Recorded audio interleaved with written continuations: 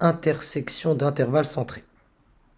Donc on a A un certain réel, epsilon un nombre strictement positif et un intervalle qui est sous cette forme, donc IA, A moins epsilon, jusqu'à A plus epsilon. On considère A et B deux réels vérifiant A strictement inférieur à B et l'on pose epsilon égale B moins A sur 3. En vous inspirant d'un dessin, que pouvez-vous conjecturer de l'intersection des intervalles IA et IB? Ce que je vais faire un dessin. Voilà. J'ai le point A qui est strictement inférieur à B, que je vais mettre ici. Et on nous dit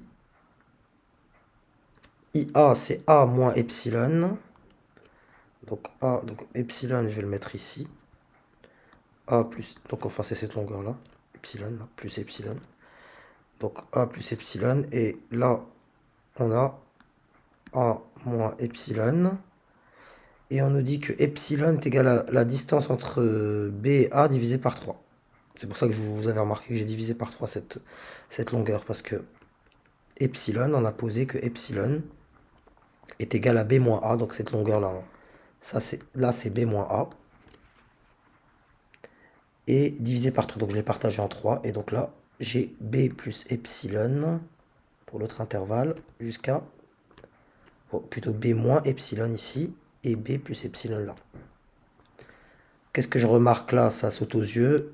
L'intervalle IA et IB n'ont pas d'intersection. Enfin, leur intersection, c'est l'ensemble vide. Ici, il y a un espace. Donc, on conjecture que c'est l'ensemble vide. Et on nous demande de le justifier. Dès que vous voyez des intervalles centrés, pensez à la valeur absolue. C'est pas forcément ce qui va fonctionner, mais pensez à la valeur absolue. Ce que je vais faire pour justifier que c'est pas l'ensemble vide, je vais supposer qu'il y a un élément. Voilà, je vais supposer il existe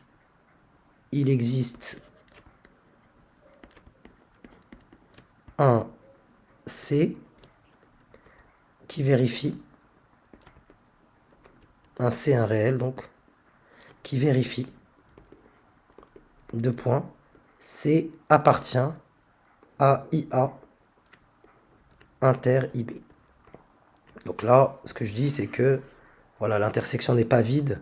Il y a un élément, voilà, là vous aurez votre IB, votre intervalle IB, là vous avez votre intervalle IA. Tout à l'heure, on a bien vu que absolument pas.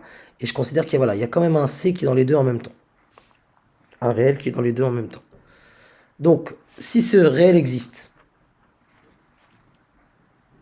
donc ça voudrait dire, par exemple, l'astuce elle est là, hein, quand vous voyez le 3 ici, que 3 fois epsilon, 3 fois epsilon, qui est égal à la longueur BA. Donc c'est la longueur, la distance entre B et A. On est d'accord. Puisque epsilon est égal, voilà, à B moins A. Donc. Mais ce B moins A, je peux l'écrire comment? Je peux faire intervenir mon C là-dedans.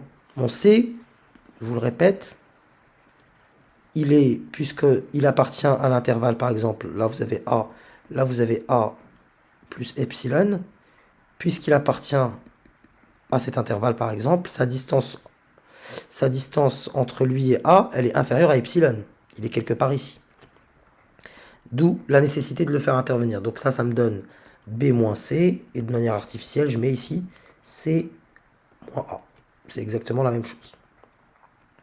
Et là, j'ai deux éléments, j'ai fait apparaître du B moins C, du C moins A. Cette distance, elle est inférieure à la distance entre B et C, plus, donc l'inégalité triangulaire, plus la distance entre C et A.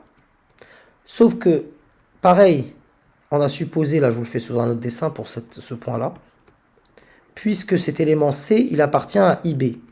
Là vous avez B, là vous avez B moins epsilon, et là vous avez B plus epsilon, puisqu'il appartient à cet intervalle. Il est à une distance de B, il est à une distance de B inférieure à epsilon. Donc B moins C, la distance entre B et C, elle est inférieure à epsilon. La distance entre C et A, pareil pour les mêmes raisons, elle est inférieure à epsilon, qui est égale à 2 fois epsilon. Et du coup, ça nous amènerait au fait d'avoir 3 fois une quantité positive inférieure à 2 fois cette même quantité. Ce qui est totalement absurde. Epsilon, c'est strictement plus grand que 0. Et cela clôt la démonstration. Donc pensez aux valeurs absolues, à l'inégalité triangulaire. Et si ça fonctionne pas, eh bien, faites preuve d'intuition.